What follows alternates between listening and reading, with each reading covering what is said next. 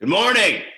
Welcome to week 3 of our distance learning plan.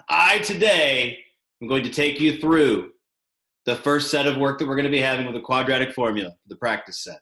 But before I do, I need to make sure that somebody takes my hammer away. Cap? It's good to have him around. Now, it's time for us to begin. So before we do, going to have to take these off, put these on so I can see the problems. And now, let us begin with practice set 2. As we look at this, we're starting with problem number 2, because when we look at something like this, what we really want to be able to do is to be able to kind of put things in the right places. So what I've done is I put the frame of the quadratic formula on here. I just do it with parentheses here instead of our letters, so that when we put things in, we know where they're going to be. So negative b plus or minus the square root of b squared minus 4ac all over 2a. So we go back and we determine our a, our b, and our c. In this case, our a is 4, our b is also 4, and our c is negative 9. Now what you should notice is that anytime that our c is a negative number, what we are able to then do is to use that to be able to plug it in here, and it always becomes positive in the second half. Now, what I would like for us to do then is the following. I need to make sure that as we do this, hold on, there we go, turning it off of automatic focus so I know what's going to be happening. We know where things are going to go. So I'm going to zoom this out just a tad. Our a is 4, our b is 4, our c is negative 9. So x equals negative b, so 4 is going to go here, plus or minus the square root of b squared, so 4 squared, minus 4 times a, which is 4, times c, which is negative 9, all over 2a, which is 4. So now it's time for simplification. We look at this. This negative 4 just stays a negative 4, plus or minus the square root of 4 squared. That is going to be 16. Negative 4 times negative 9 is going to give us a positive 144. And then on the bottom, we have 2 times 4, which is 8. So it becomes simpler already. Now, when we add these in the inside, we will get negative 4 plus or minus the square root of 160 all over 8. So what I've got to do is simplify that square root of 160 and see what I can do with it. So I'm going to put that right over here, 160, and we're going to start to simplify. Now, as I look at this, what I can tell you is this is 160, so this is 16 times 10. And since we know that 16 is 4 times 4, and this is 5 times 2, well, what I'm looking at is what I can pull out of this. I've got this pair of 4s, because we know the square root of 16 is 4. So that comes to the outside of the root, so it'll be 4. Square root of, these don't pair up with anything, so I just put them back together.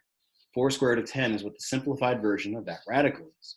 So when I look at this, what I'm going to have is negative 4 plus or minus 4 square root of 10 all over 8. Now, if you notice, anytime you're going to simplify this, what you look for is to see if anything that's outside of the radical divides by the same thing. In this case, 4, 4, and 8 all divide by 4. So if I divide the top and the bottom of this by 4, it will simplify, just like you simplify any fraction. This divided by 4 gives you negative 1. This divided by 4 gives me 1, so that just cancels out. I keep a root 10 there because I can't touch anything under the radical when I divide like this. And 8 divided by 4 is going to give you 2. That is our final answer for this problem. Now, what I need to do next is to work on the next problem, which is written a little bit different. And the whole point of this one is to have us think, can you figure out that we've done this differently? I've got 9n squared minus 11 minus 6n. Now, what we have to notice is that this term and this term, for us to use the formula, are flipped. So I've got to rewrite them so my a, my b, and my c are in the right place. 9n squared minus 6n minus 11. Now it's in the correct order because I have my squared term, my non-squared term, and my constant. A is 9, b is negative 6, and c is negative 11. So that when I plug them into the formula, now I know what I'm doing. So negative b, there's a negative 6 in here, negative 6 squared minus 4 times a, which is 9, times c, which is negative 11, all over 2 times a, which is 9. So now what I need to be able to do is to get the work done underneath here. So this double negative 6 becomes a positive 6, plus or minus the square root of, this will be 36 when we do negative 6 squared. 4 times 9 times 11 is going to give you 396, and because there's two negatives here, they will both be a positive 396 all over 2 times 9, which is 18. When I do the simplification now, 36 plus 396 is going to give you 432. 6 plus or minus the square root of 432 all over 18. Now those numbers are stinking big. So when I deal with that 432, and we're going to be simplifying that, got a little bit of work to do here. First thing that I want to do is kind of see if maybe when I did this from before, maybe I can divide that by 16 to see what I get. When I used my calculator, I found that this is in fact 16 times 27. Now I would have had no idea. I'm just kind of messing around to see what could work. You could try 2, you could try 4. This just one works. These give us things that we know.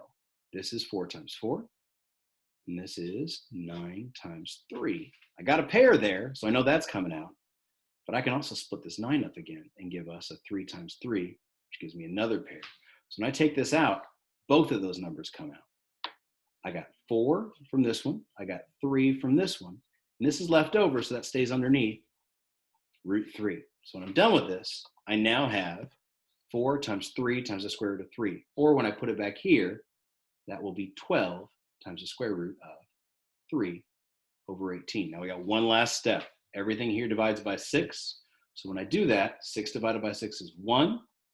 12 divided by 6 is 2. That root 3 stays the root 3. And 18 divided by 6 is 3. So my final answer is going to be 1 plus or minus 2 root 3 all over 3. And that, my friends, is the end of us going through these practice problems for what we're going to have. So for that being said, I will take the reading glasses off. Cap will come back into frame, and we will both say to you, have a great week.